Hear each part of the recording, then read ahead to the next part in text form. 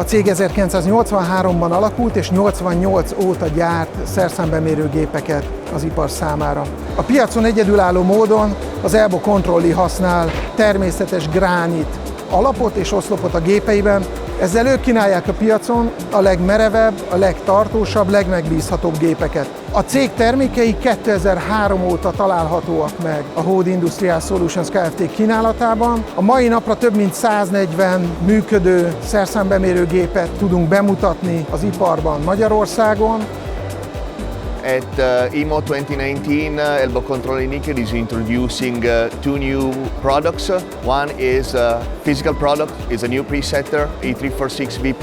V stands for vacuum clamping tool presetter, is the biggest novelty we are introducing here. It's a mid-range product that is going to fit into our product range. It's a plus version of the existing 346 that we have already on the market. The other novelties that we are introducing, it's a software package for the E68LA series. It's called MUST. It's a measurement user support technology software that actually makes the E68LA series full CN. So the machine automatically moves X, Z and C axes and measure all the different features of the tools.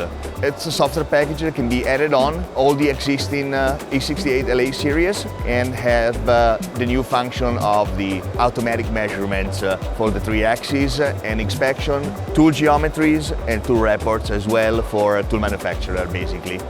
A cég főleg kis és közepes méretű szerszámbemérőgépekben volt erős idáig, és az idei évtől igen nagy hangsúlyt fektetnek a komoly nagy CNC vezérelt szerszámbemérőgépek piacára is.